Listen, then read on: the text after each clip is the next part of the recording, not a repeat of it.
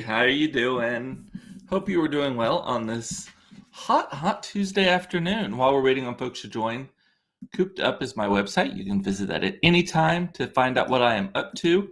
I'm Cooped Up as my handle in all the social places. Would love a follow, in particular on the Instagrams and wherever you watch or listen to this, because this is broadcast on Facebook, YouTube Live, and on Spotify and any place where you get your podcasts. Click the bell to subscribe or whatever the subscribe function is. So with that, I hope everyone is doing well. You will notice I have a new addition. I will talk about that shortly. I should rename this episode. Instead of people losing their damn minds, it should be, Hello, Dolly. Well, hello, Dolly. It's not actually the same musical, different person, but yes, you get it. So, and as a reminder, if you comment, there's a 20-second delay between the time I say the words, you hear them. So sometimes I'm not real quick on the uptake. So make sure you clarify what you're talking about in the comments. So anyway, as I said, today's episode, hey mama, how are you? Good to see you. Today's episode is kind of a bipolar episode. It is both people losing their damn minds and hello, Dolly. Hello, Dolly. Fix her hair for her there. So thank you, Sandy. This is a new bandana that I ordered. It's from a place called, it's like Hemlock, I think is what it was called. And it's like a little $15 bandana that I saw on Instagram. I was a little tipsy one night and I was like, oh, I like that one. Oh, I like that one. Oh, I like that one. So I ordered 4 of like their 10 versions. Thank you, Angela. The scarf is legit. Yes, I have it tied more like a scarf than a bandana because when you're a little big, this starts to look too chubby, so I have to make it a little bit loose. So anyway, well, as I said, today's episode was going to be called People Losing Their Damn Minds. So there are 2 things that I have seen today, and one of them is not new news, but I was reminded about it today. There are 2 things I've seen today where I'm like, people are losing their damn minds. Actually, I saw another thing. It's not as interesting to y'all as it was to me, but I'll stick with the first 2 unless I run out of time and then like whatever. It is hot in my house also, by the way. I apologize if I'm a little schwitzy. I've actually been out picking up Dolly Parton. This is a painting I ordered or I bought at a charity auction when I wasn't even there. I'll get to that again though in a minute. So the first thing about people losing their damn minds. Have y'all heard about this Cracker Barrel thing? And this is not new news. It's just I haven't been around to talk about it. So Cracker Barrel, a few weeks ago, Cracker Barrel announced that they were introducing a meat substitute as an option, as an additional option. Aaron is 30 feet above the Atlantic. Guy, it's taking you forever to get home. Why don't you just move over there? Eric is en route from Athens to DFW at the moment. So I'm an international icon. Look at that. International waters, airspace, whatever. So I guess a couple weeks ago, Cracker Barrel, you know, the kitschy store that makes you walk through a garage sale before you go eat the food. And everything's brown in there. I have never understood the appeal. People rave about it. I have never understood why people want to walk through Granny's Clutter Barn to get to a restaurant where the seats are hard. The best thing about it is that little triangle game, the thing with the golf tees, right? Everything else is just, and it's not even, everything else is Southern cooking, but it just tastes like it's from the Schwann's truck to me. Like everything, like all the chicken fried steaks are like the same size, same shape, all of that. Like everything, the fried okra, which there's no such thing as bad fried okra, but I would say that that's kind of mediocre. Sandy saying my arteries are clogging every time you mention Cracker Barrel. I just do not get, I mean, some people stop and don't even get me started on their hatred. I think that they've changed some of their policies, but they've not always been the most openly. Basically, if there is an ist or an ism, you could put it with Cracker Barrel. At some point in their history, I don't know how much they've changed, but I think that they've turned a little bit more of a accepting leaf, if you will. So a couple of weeks ago, they introduced, I'll get to it, I promise. I have a point. they introduced a meat substitute, and I can't remember if it was a burger or like a sausage. Aaron, you're a vegan or at least a vegetarian. Maybe you can fill us in on this. Maybe your people in your newsletter of people who don't eat no meat, they announced it or something. But so they have introduced this meat substitute, and again, I think it is either sausage or a hamburger. I can't remember which, but here's the thing I don't get about it. People are up in arms. People are wanting to boycott Cracker Barrel because of this. People are so pissed off that Cracker Barrel has added a meat substitute. And again, did not subtract, added this meat substitute. I'm like, first of all, don't fucking order it. Problem solved. Just don't order that thing. Have your arteries clogged with something else. But they're like, oh, Cracker Barrel's gone woke, or they're gone too liberal, or they're gone too whatever. I know plenty of conservatives who are vegetarian as well. So I don't think it's that so much. And again, it is not like they replaced something. It's not like they said, you know what, we're not going to have bratwurst anymore. We're going to have this other meat substitute thing. I don't even know if they serve bratwurst there. Or we're taking away the fried okra and we're going to make it healthier with a faux something. So right, like it was the ultimate sausage. That's what it was. It was a sausage. Yes, thank you. And you know what? The meat substitutes aren't for me. I've tried numerous ones. I would rather stick to something that doesn't pretend to be meat. Like I like a veggie patty. I like a black bean patty. Hunky's here, the hamburger place. Sometimes I don't want a hamburger, and I'll get the black bean burger. It's wonderful. I love it.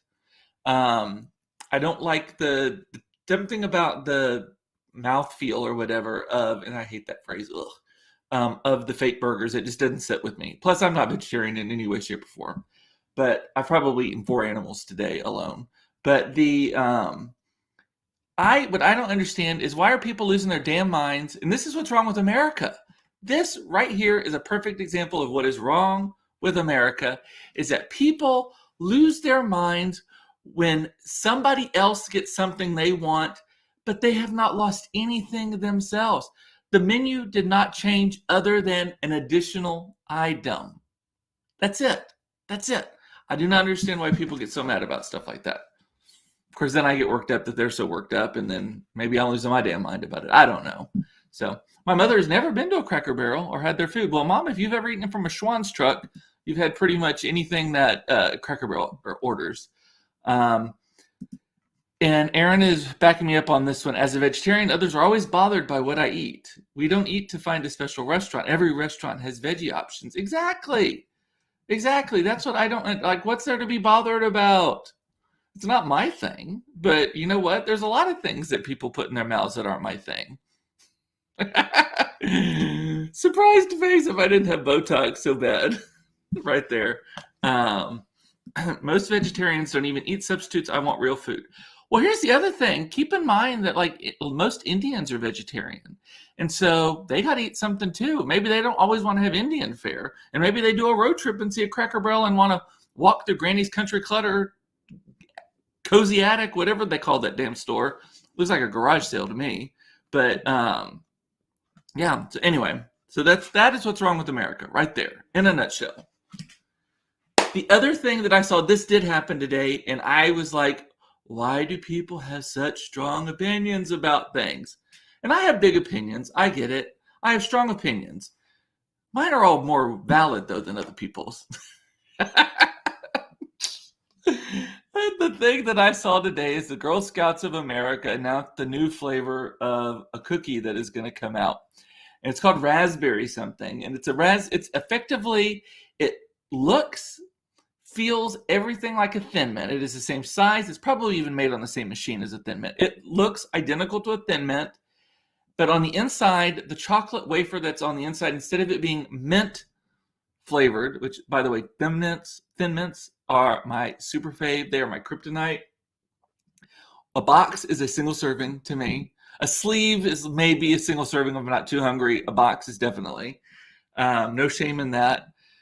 I love that they come out right as everyone's New Year's resolutions are going kaput and forgotten about Weight Watchers and all of that. But the Girl Scout cookies, so it's the Thin Mint, but instead of mint, it is raspberry flavored chocolate, which I am not a huge raspberry fan, but the people in my house, all the other humans in this house, eat raspberries like like they're going out of style, like they just were invented and it was the greatest thing ever.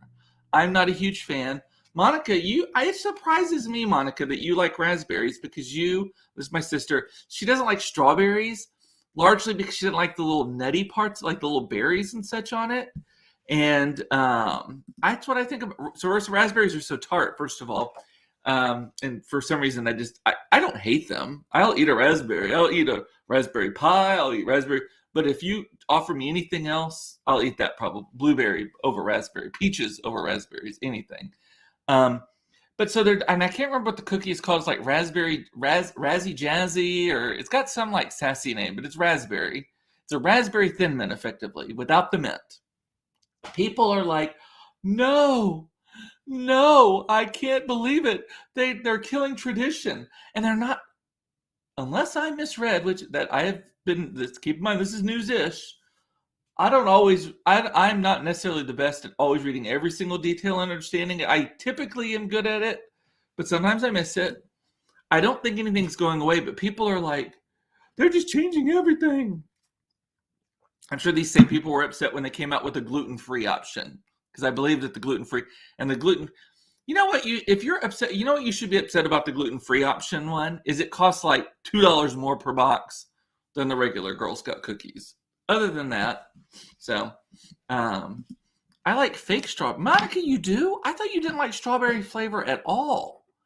Like we made you, grandmother made you a strawberry cake one time and you hated it. And that's not real strawberry. And you like blackberries too. I love some blackberries. Blackberries are the issue with me. So blackberries are either magnificent, like, oh my God, I want to eat all of them, like everything. Or they just taste like hard water, like slightly sweetened hard water. And there's and I feel the same about blueberries. I love blueberries. I really, really love blueberries if they're good. And I just kind of like them if they're not good.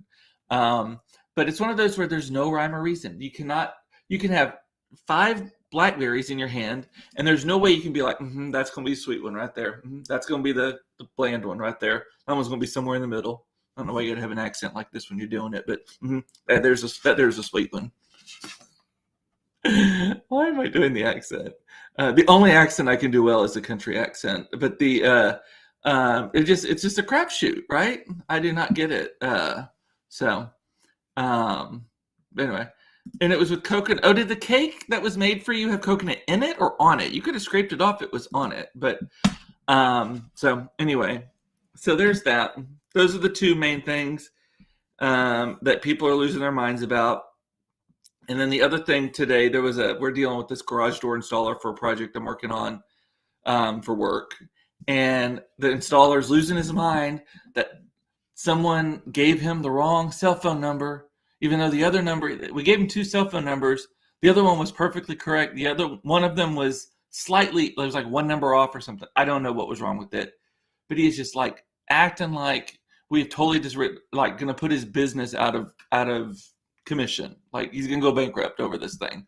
Like you could have just called the other one. But people losing their damn minds. So, did you see? Oh, hello.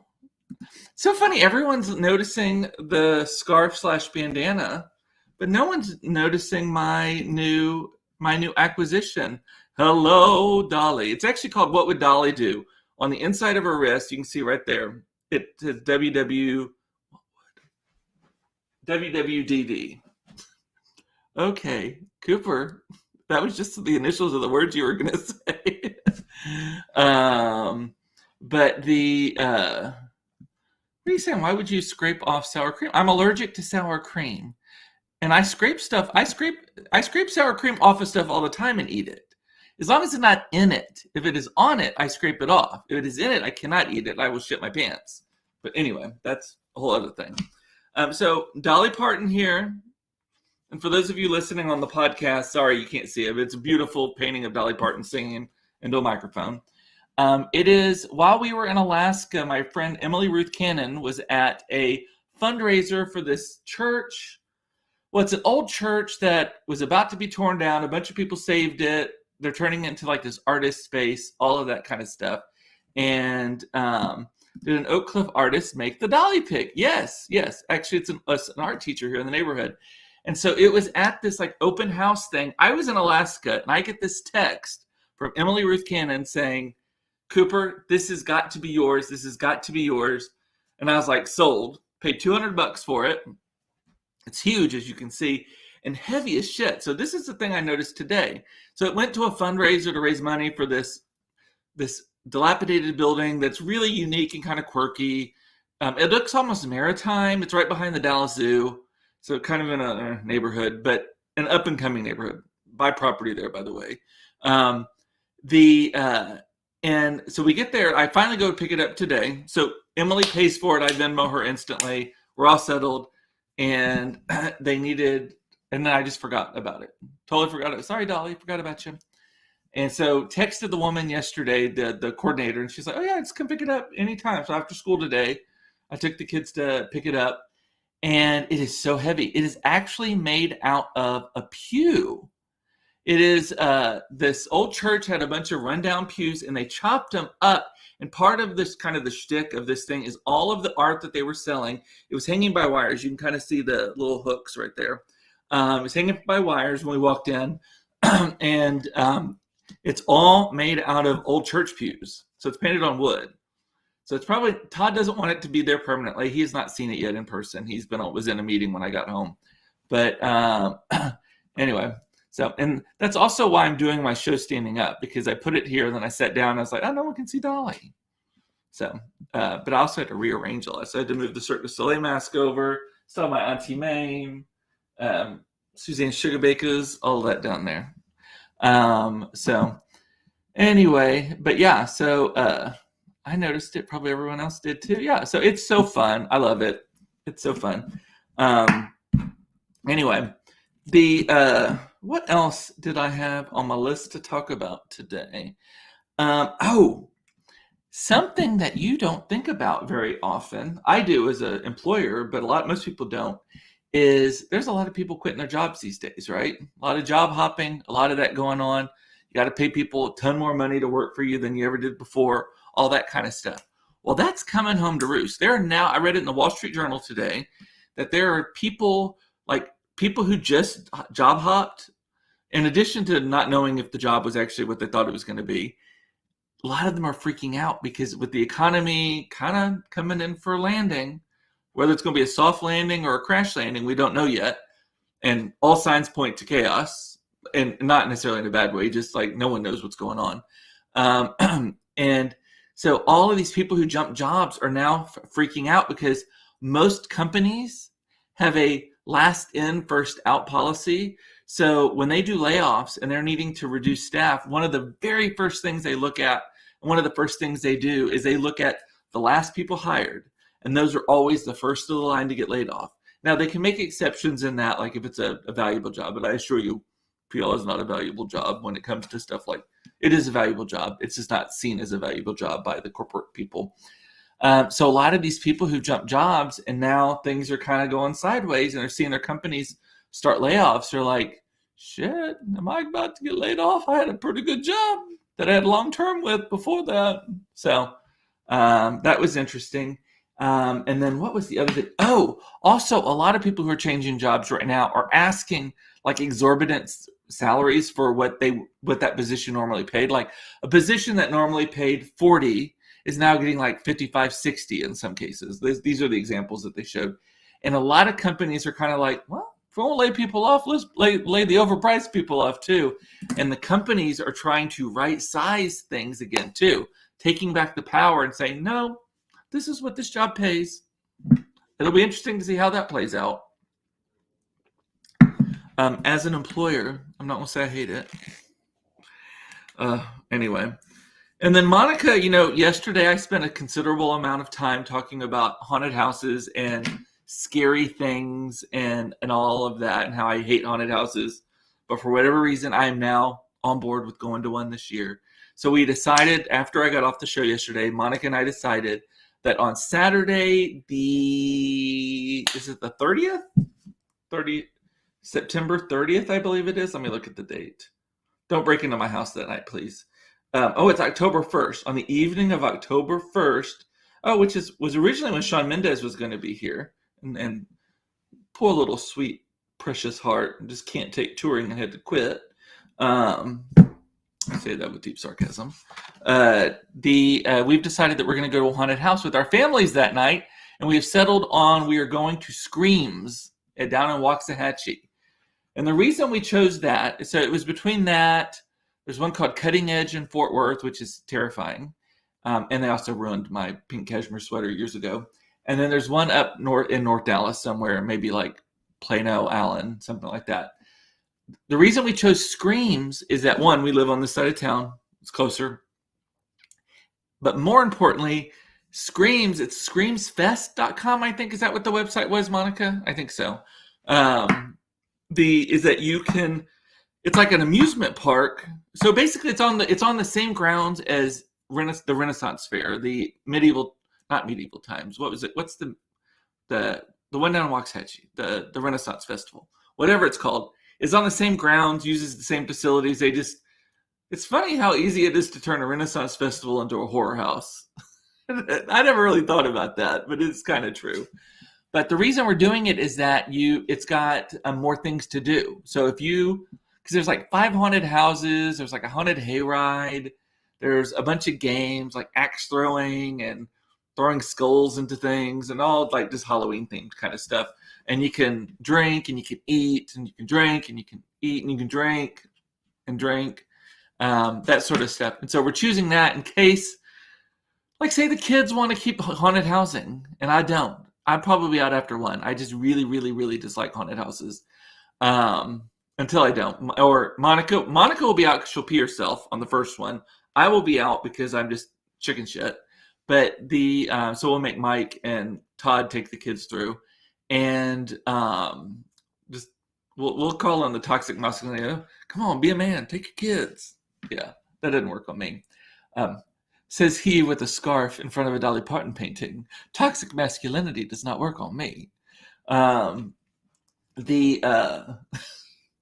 a random statement. What I was going to say, so we can go and we can just hang out while they're doing all the business, all that stuff. And it's not that much more. I think it was like $45 per person. Wasn't that, Monica? I think that's what it came out to. Like $45 per person. The parking is free. The only weird thing to me is they only take cash. Other than buying the tickets online in advance, you have to take a shit ton of cash, which to me, I'm like, oh, let's pick someone's pocket in a haunted house. So let's add to the terror of the haunted house that not only are you simulating getting murdered, hopefully not potentially getting murdered, but you also might get pickpocketed. Because, that happened, the pickpocketing part. We went with our friend Lisa and my friend Lisa and her 2 kids, and I took my 2 kids. We went to that garbage Ripley's Believe It or Not. Lived here for like 30 years, had never been there. 3 summers ago, it was the summer before the pandemic, so 3 summers ago. I was like, hey kids, I've never done this before. Let's see. Let's be a tourist in our own town. Let's see what it is. Stupidest money I ever spent in my life. It is such a nasty, terrible, terrible experience. But we are in there, and we're in the wax museum part. So we're not even in like the whole Ripley's Believe It or Not part. We're in the Madame Tussauds or whatever it is, wax museum part. And Lisa gets pickpocketed.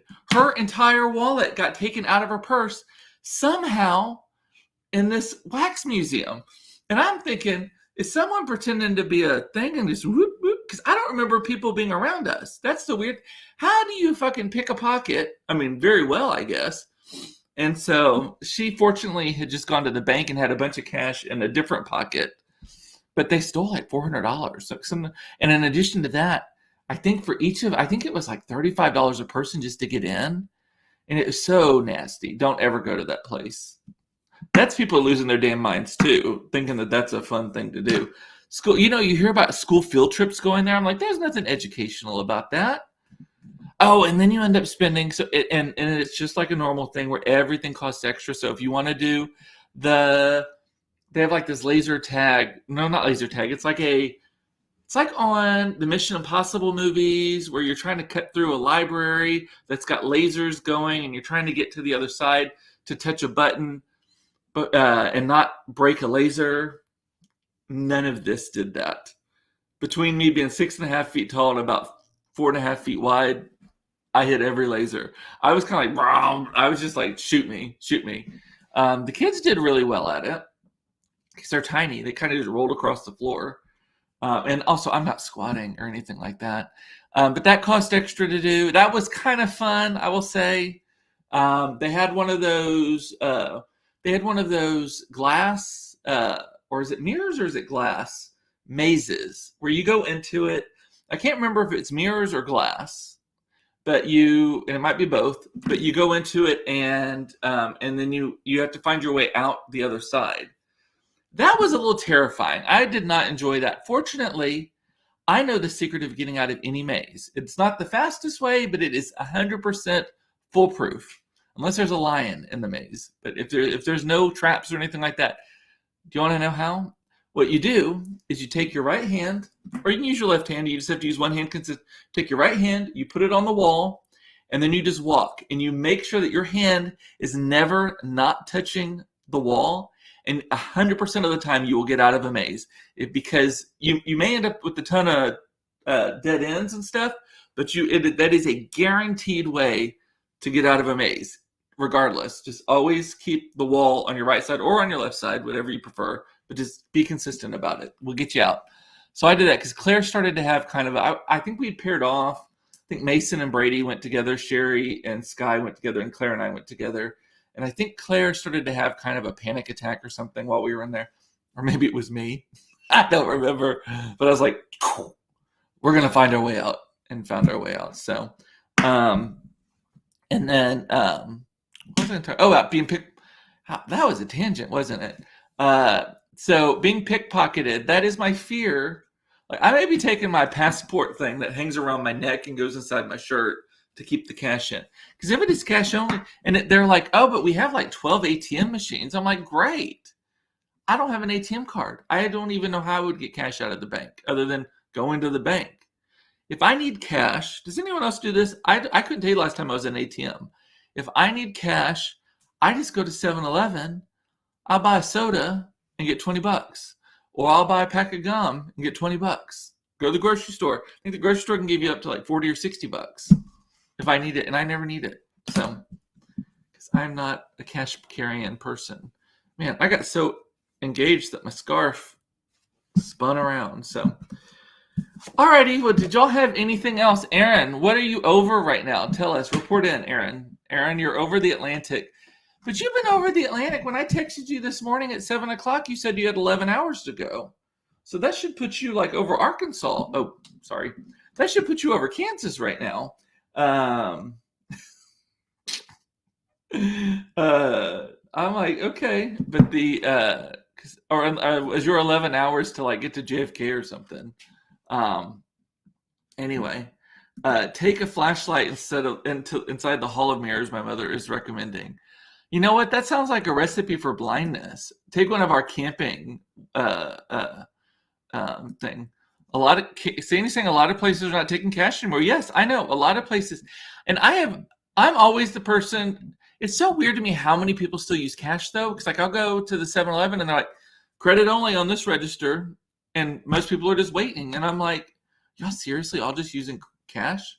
You're over Georgia now. Okay. You stop in Atlanta. Okay. Are you flying Delta? When I flew to South Africa, we had to stop in Atlanta. That's a big ass airport too. What if there's grubby, gross stuff stuck on the wall? Well, Sandy, that's what she's talking about, trying to get out of the thing. First of all, there's rarely gobby, gross stuff at my height, so I just do it real high. Secondly, I do the same thing. Like if I'm leaving a bathroom or something and I don't want to touch the handle and it's one of those really long handles, I'll reach as high as I can and pull on it, knowing that not very many people have touched that part of the handle. Little pro tip from a tall person. But you know what? Sometimes touching the gross stuff is better than being trapped in a thing. Ripley's is so creepy. Oh, by the way, they had to move the Trump wax figure to the front entrance. Not because they wanted him front and center, but people kept vandalizing him. Isn't that funny? I thought that was so. Sandy's scared of haunted houses. I don't like people jumping at me. Same. We'll be wearing depends, as Monica says. Yes, to not pee on ourselves. Oh, poor Shawn Mendes. It's such a burden for sweet Shawn to not only be wildly talented, but super cute as well. Dreamy. We went into a Tommy Hilfiger and they had a bunch of posters and stuff of him on them. And I'm just like, bitch is only like 22 years old. So. Oh, and as a car wash owner, Eric can attest to how hard it is to keep good help. Yeah, I know. It's really hard. So, all righty. Well, with that, Aaron, I hope you have a great flight home. You're going to land in Atlanta, and then that Atlanta to Dallas flight is going to feel like the longest flight of your life. It's going to feel longer than the other one because you're with all the people and you're cramped. And hopefully you've got good – do you at least have status with them, like decent seats? God, I hope you do. Okay, with that, I'm going to say bye. I did not have a chance to talk to Carrie today to ask her if she's going to be on tomorrow, so we will play that by ear. But with that, I'm going to say bye. I love you. It's important to know you were loved. I love that you watched this. Thank you. Dolly says thank you as well. And I will see you tomorrow at 4:30 for another episode of Cooped Up Live. By the way, did you notice I had a blowout in my shirt? I don't know if that's because I'm fat or the shirt is cheap. It could be both. Alrighty, I'll see you tomorrow. Bye.